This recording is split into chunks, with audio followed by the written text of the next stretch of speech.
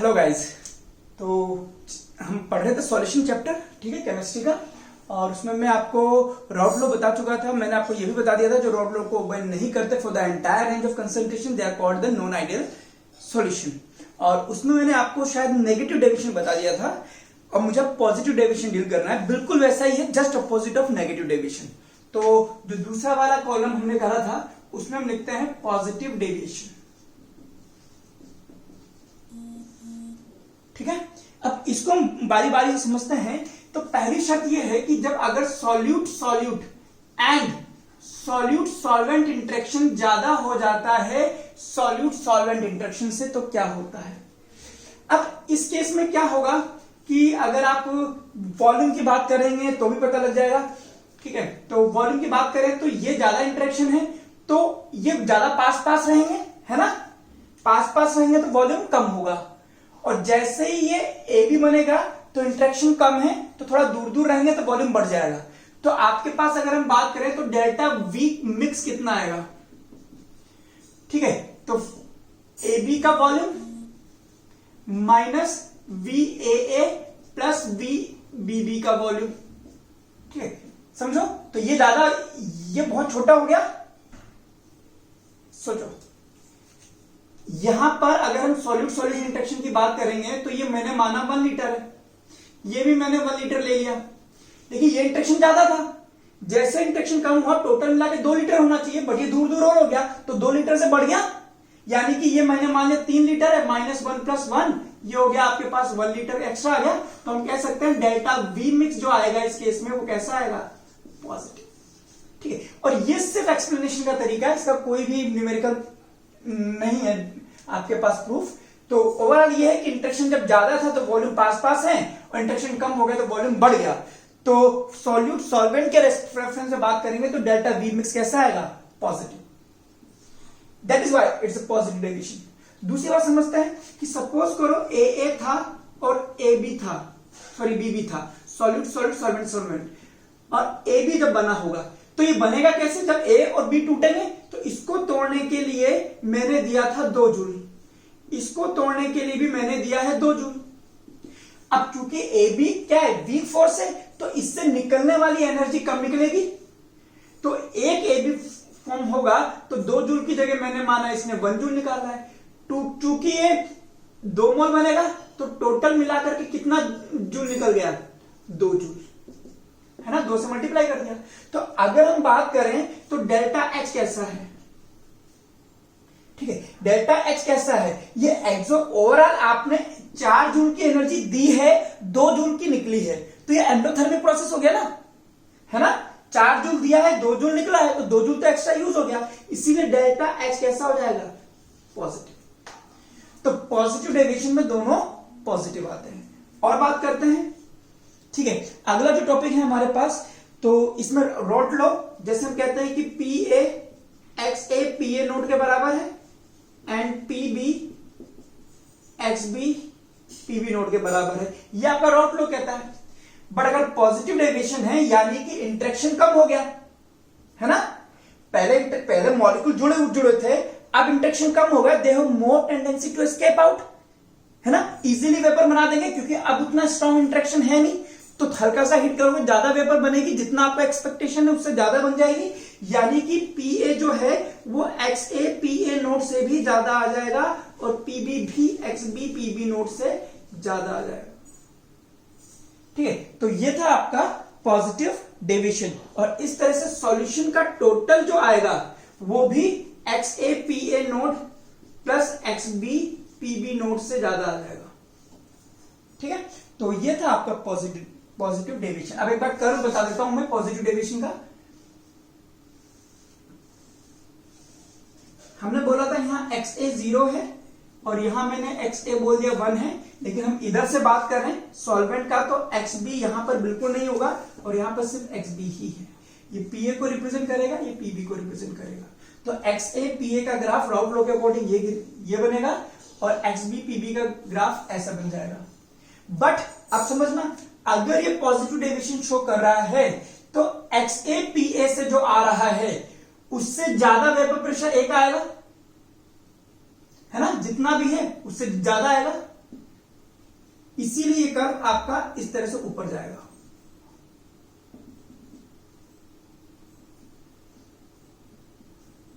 तो positive deviation का curve आपका ऐसा जाएगा कि जितना आप एक्सपेक्ट कर रहे हो उससे ऊपर।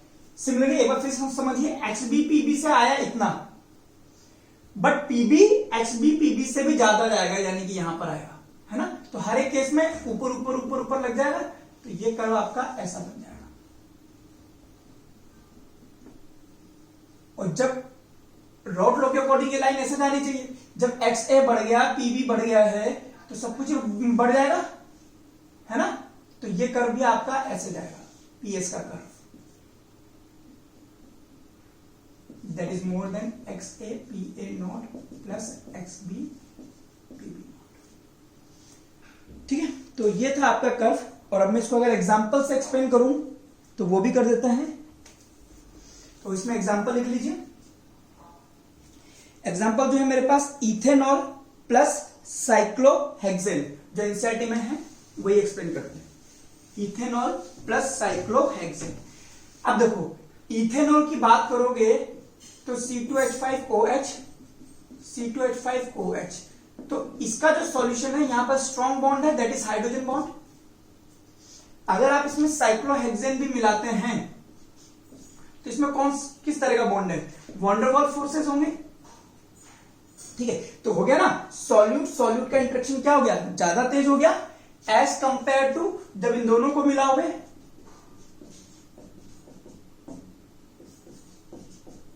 तो इनके बीच में कौन सा फोर्स होगा, वैन डर वाल्स फोर्सेस। तो ऑफकोर्स सॉल्यूट सॉल्यूट इंटरेक्शन उससे ज्यादा हो गया, और अगर ये ज्यादा हो गया है तो ऑफकोर्स ये कौन सा शो करेगा, पॉजिटिव डेविएशन।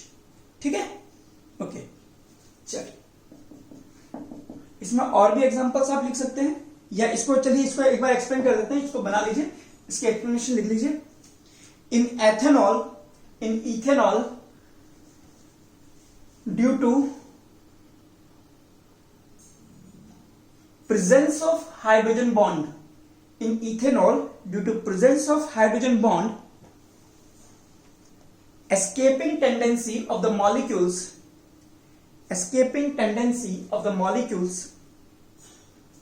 is less। मतलब अगर आप इसको लोगे तो इसके मॉलिक्यूल स्ट्रांगली बॉन्डेड है तो इनकी वेपर कम बनेगी, है ना।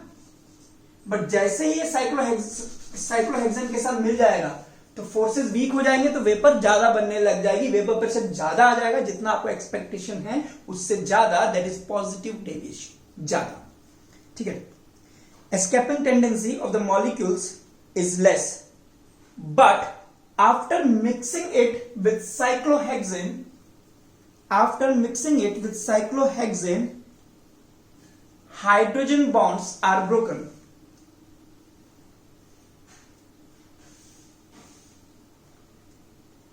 एंड हाइड्रोजन टूट गए, इसके साथ मिला तो वैन डर वाल्स फोर्स है जो वीक है, एंड वीक फोर्स है तो इजीली वेपर बनेगी। And escaping tendency of the molecules increases, escaping tendency of the molecule is increases, and vapour pressure of solution increases. ठीक है, और इसका भी एक्सप्लेनेशन ले लो कि डेल्टा एच पॉजिटिव क्यों आता है। ठीक है, देखिए, in this case energy required to break, वही 2 जूल 1 जूल वाला हिसाब, in this case energy required to break solute और सॉल्वेंट इंटरेक्शन इज मोर, दोनों में से कोई भी एक ज्यादा हो तो भी हो जाएगा। solute or solvent interaction is more than the energy released in the formation of solute solvent bond.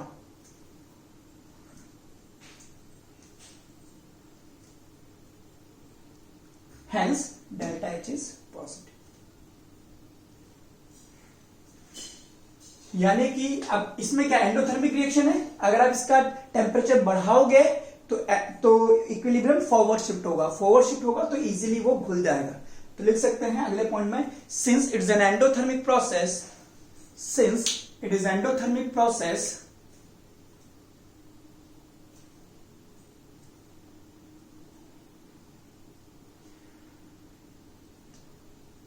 since it is endothermic process, heating will decrease the solubility of such solution.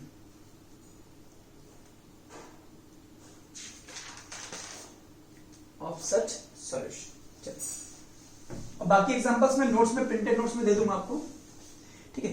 तो एक बार फिर से रिवाइज करते हैं इसको कि हमने क्या पढ़ा है ना। हमारे पास एक है आइडियल सॉल्यूशन, एक है इसका नेगेटिव डेविएशन और एक है उसका पॉजिटिव डेविएशन। तो आइडियल सॉल्यूशन में क्या होता है, A interaction and B interaction is equal to A B interaction, है ना। और इसमें मॉलिक्यूलर साइज सब ए और बी सब के बराबर होते हैं, है ना, क्योंकि मॉलिक्यूलर साइज से ही आपका इंटरेक्शन फोर्स डिपेंड करता है। अगर वो सेम है तो इंटरेक्शन फोर्स भी सेम हो जाए, सिमिलर। मतलब अगर आइडियल सॉल्यूशन बनाना है तो सॉल्यूट सॉल्वेंट के साइज लगभग सेम होने चाहिए। दूसरा आपने ये पढ़ा था कि पीए जो है वो एक्सए पीए नोड के बराबर आता है एंड पीबी जो होता है वो होता है एक्सबी पीबी नोड के बराबर, और पीएस जो निकलता है वो पीए प्लस पीबी के बराबर होता है, ये आपने पढ़ा है, ठीक है। इसके लिए डेल्टा वी मिक्स 0 होता है, डेल्टा एच मिक्स भी 0 होता है, ठीक है। ये सारी चीजें आपने पढ़ रखी हैं। लेकिन जब नेगेटिव डेविएशन था तो हमने पढ़ा था कि ए एंड ए बी का जो इंटरेक्शन है वो कम होगा ए बी इंटरेक्शन से, ये बात पढ़ी थी, ठीक है। फिर हमने ये भी पता था कि पीए की value x A P A note से कम आ जाएगी, पीबी की वैल्यू भी एक्स बी पीबी नोट से कम आएगी। इसीलिए पीएस जो कि पीए प्लस पीबी होता है, जब वो निकालने बैठोगे तो वो भी आपके पास कम आ जाएगा X A P A note से plus X B P B naught से, ठीक है। तो ये आपने पढ़ा था नेगेटिव डेविएशन में। और इसके अलावा नेगेटिव है इसलिए डेल्टा वी मिक्स भी नेगेटिव आएगा और डेल्टा एच मिक्स भी नेगेटिव आएगा। इजी है याद करना। इसका जस्ट अपोजिट यहां पे हो जाएगा जो हमने अभी भी पढ़ा कि solute solute and solute solvent interaction जो है उस सॉल्यूट सॉल्वेंट इंटरेक्शन से ज्यादा हो जाएगा, जिसकी वजह से पीए अभी इंटरेक्शन लूज हो गया ना तो वेपर प्रेशर का बढ़ जाएगा जितना आप एक्सपेक्ट कर रहे हो राउट फ्लो से,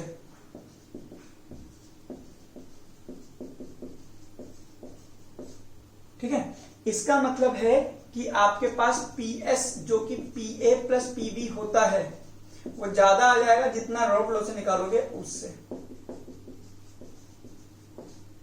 और ये अगर नेगेटिव है तो इधर पॉजिटिव हो जाएंगे।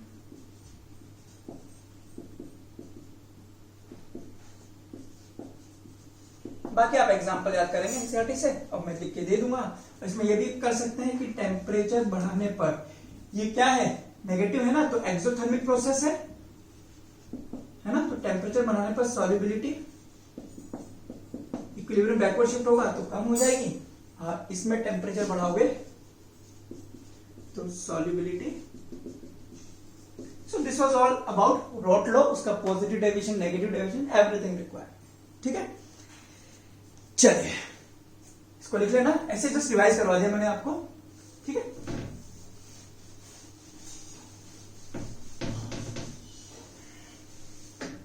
आइए एक स्पेशल पॉइंट लिख लीजिए न्यूमेरिकल के लिए, ठीक है। समझना, अब हमें ये तो पता है कि इसमें सॉल्यूट है और सॉल्वेंट है, और जब आप इसकी वेपर बनाते हो तो इसमें सॉल्यूट की भी वेपर आती है और सॉल्वेंट की भी वेपर आती है।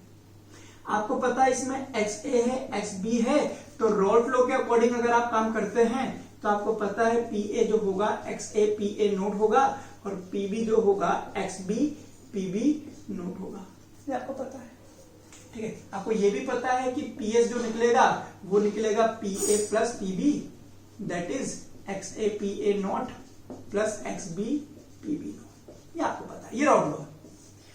बट अगर मैं आपसे बात करूं कि यहां पर ए, अब सपोज करो ए ज्यादा, मैंने बोला था ये कर्व याद है आपको, मैंने ये ऐसे बनाया था, ये ऐसे बनाया था, ये ऊपर टिका दिया था, मैंने ये माना कि बी ज्यादा वॉलेटाइल है, बी की वेपर ज्यादा बनती है, हो सकता था कि ए की वेपर भी ज्यादा बन सकती थी, तो ये कर्व ऐसा भी बन सकता था, ठीक है, ये भी चाल है।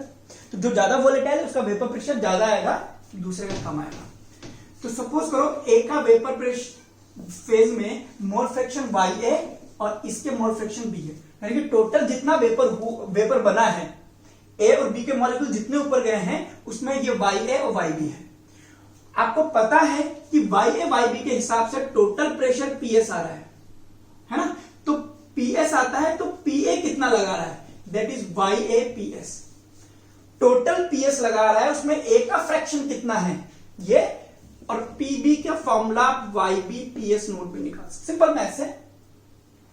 अब एक इसको देखिए और एक इसको देखिए, दोनों में अंतर देखिए। ये क्या है, ये क्या है, mole fraction of solute in solution. ये क्या है, mole fraction of A in vapour phase. और ये क्या था, mole fraction of A in solution. Solution में कितना है वो XAPV, और वेपर में कितना है वो मैंने ये मान लिया, ठीक है। सिमिलरली ये भी बात कीजिए, ये क्या है, ये क्या था, mole fraction of be in solution, तो ये क्या है, mole fraction of be in vapour phase, ठीक है। तो कई बार क्वेश्चन इससे भी आ जाएगा कि आपको वेपर का कंपोनेंट निकालने को बोल देगा कि वेपर में बताइए एक एक ए का क्या मोल फ्रैक्शन है, बी का क्या मोल फ्रैक्शन है, तो वहां पर आपको ये फॉर्मूला यूज करना है, ठीक है। चलिए अब न्यूमेरिकल प्रैक्टिस करते हैं, थोड़ी थोड़ी लिखवाता हूं मैं, आप ट्राई करना, फिर मैं आपको सॉल्व कराता हूं। लिखिए, at some temperature vapour pressure of pure benzene, at some temperature vapor pressure of pure benzene is 0.256 bar and vapor pressure of pure toluene is 0.0925 bar, and mole fraction of toluene in solution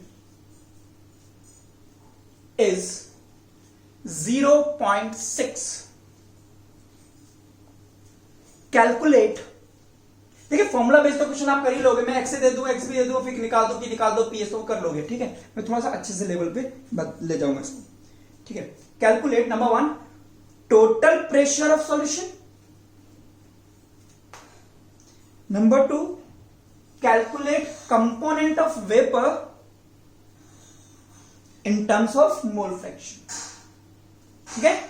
screen को pause करके एक बार try कीजिए और market, आप calculation के लिए calculator का use ना करिए, आपके पास अभी टाइम है, ठीक है। करने की आदत डालिए, केमिस्ट्री में कैलकुलेशन ऐसी ही आती है, फिर बोर्ड के पेपर में दिक्कत हो जाएगी आपको, तो don't use the calculator and do it yourself, ठीक है। चलिए सॉल्यूशन देखते हैं। आपको पहले पूछा है टोटल वेपर प्रेशर पूछा है, तो मुझे पता है कि बेटा टोटल वेपर प्रेशर निकालना है मेरे को, तो मुझे करना पड़ेगा XAPA not,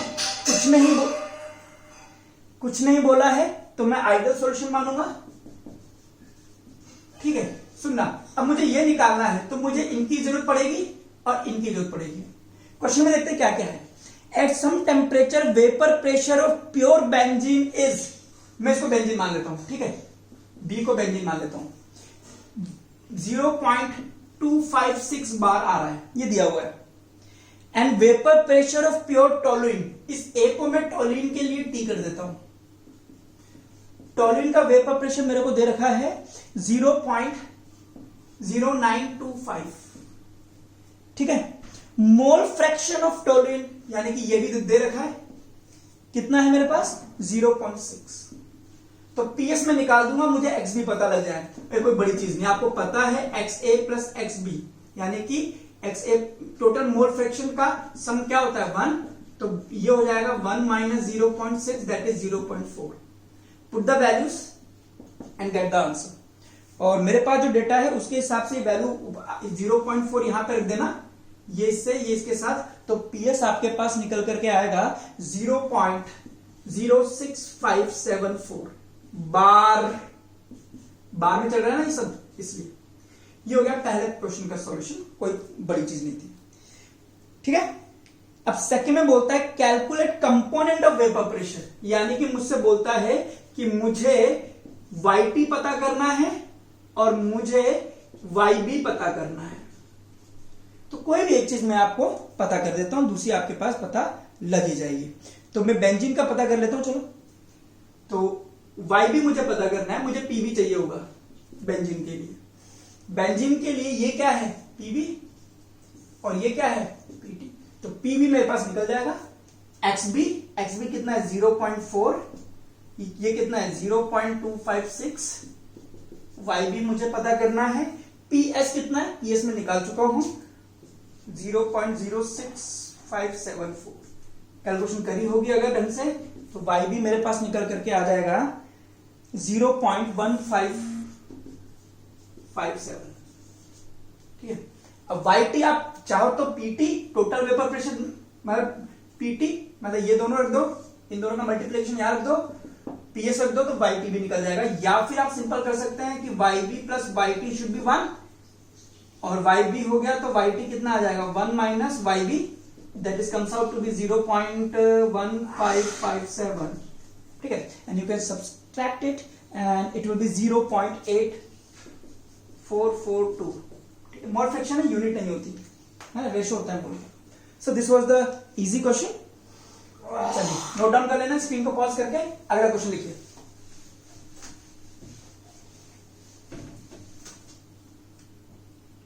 Vapor pressure of ethanol and methanol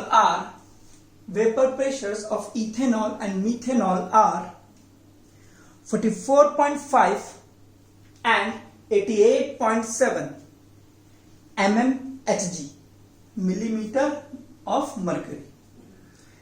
An ideal solution is formed, नहीं बोलता तो भी हम आइडियल ही मानते हैं। An ideal solution is formed at the same temperature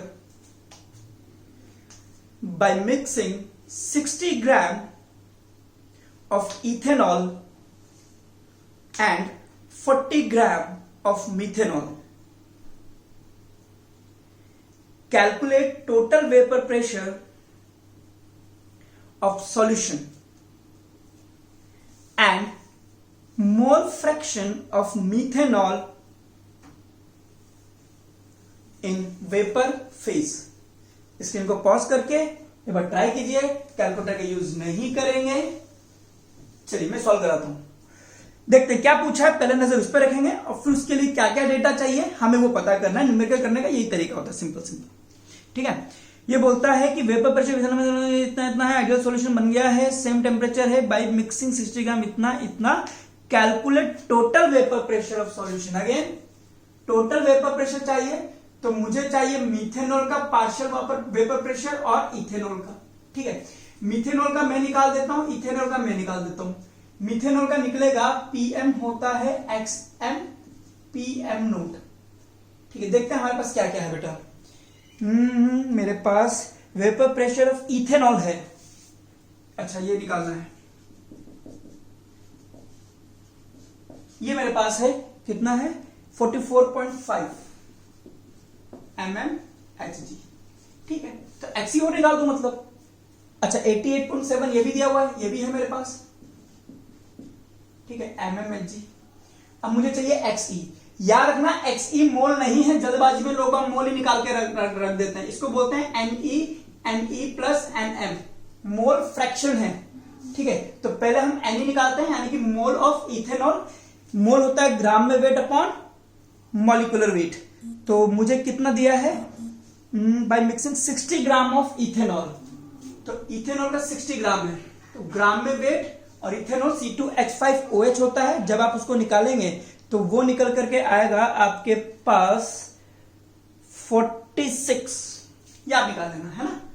C2H5OH 12 24 इसका हो जाएगा, 5 इसका हो जाएगा, 16 इसका हो जाएगा, 1 इसका हो जाएगा, 5 और 1 6 4 10 6 16। ठीक है, 46 आ जाएगा।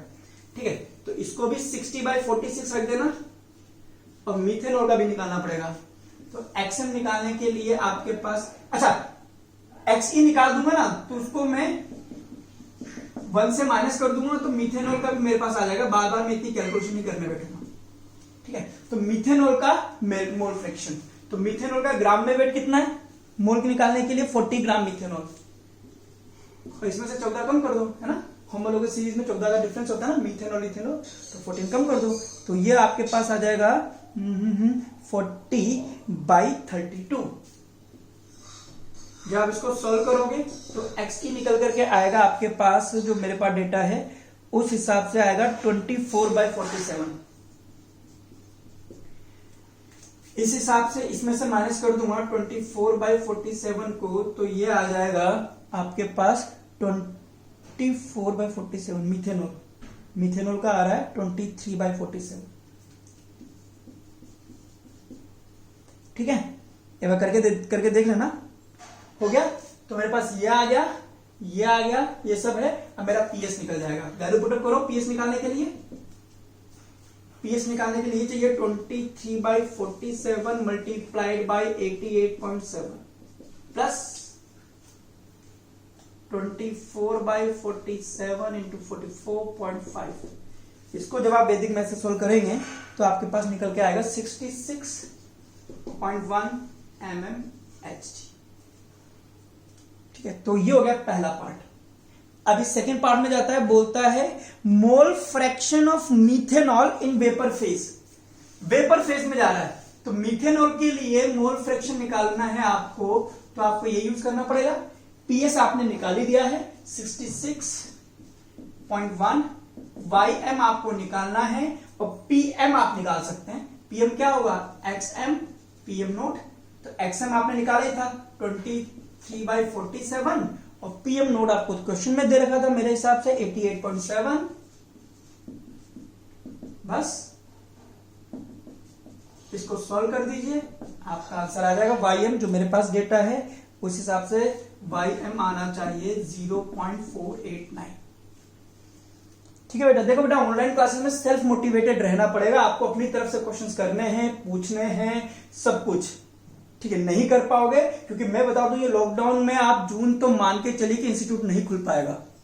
अब अगर आप ये सब वेस्ट करना चाह रहे हैं टाइम, तो आपके ऊपर है, बट दिस इज द, अब यहां पे वही आगे बढ़ेगा जिसके पास सेल्फ मोटिवेशन है। जो पापा मम्मी के डर से पढ़ रहा है ना, उसके बस का नहीं।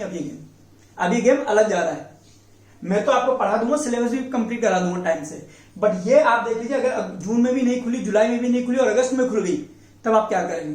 फिर ये मत कहना कि सर हम तो देख ही नहीं पाए, सर हमारे पास तो टाइम ही नहीं था। अभी ज्यादा टाइम नहीं होगा, और आगे जाकर के स्कूलों में छुट्टियां भी नहीं मिलेंगी आपको। तो जितना है अभी निकालिए, थोड़ा फास्ट चलेंगे और अच्छे से पढ़ना। एक बार में एक चैप्टर अच्छे से आना चाहिए, पूरी जिम्मेदारी आपकी बनेगी, क्योंकि यहां ऑनलाइन लेक्चर में मैं ज्यादा बातें नहीं कर पाऊंगा आपसे, फेस टू फेस ऑफ नहीं हो पाऊंगा। ठीक है, चलिए अगला क्वेश्चन करते हैं बेटा। खासकर फिजिक्स का ज्यादा ध्यान रखना है। ठीक है, केमिस्ट्री तो आ जाएगी आपको। लिखिए, vapour pressure of chloroform and dichloroethane at 298 Kelvin are 20 mmHg and 415 mmHg। ये 20 नहीं है बेटा, ये 200 कर लेना। ठीक है, 200 mmHg एंड 415 mmHg। लिखिए इसमें, calculate vapour pressure of solution prepared by mixing 25.5 gram of chloroform and 40 gram of dichloroethane, 40 gram of dichloroethane। Number 2, mole fraction of each component in solution। Mole fraction of each component in solution. But ये आपको try करना है एक बार घर पे। मैं आपको answer लिखा देता हूं। सॉल्यूशन का वेपर प्रेशर आएगा 347.92 mmHg। ठीक है, नहीं हो तो मैं ये भी नहीं बोल सकता कि आप पूछ लो, क्योंकि मुंह में आपके दही है, दही जमा के बैठे हैं सब। और मोल फ्रैक्शन आएगा मेरे पास क्लोरोफॉर्म का आएगा, C का मतलब क्लोरोफॉर्म 0.312 और डाइक्लोरो वाले का आएगा 0.688। क्लोरोफॉर्म का फॉर्मूला मैं आपको बता दूं, आपको जरूरत पड़ेगी। क्लोरोफॉर्म होता है CHCl3 और डाइक्लोरो क्या था वो,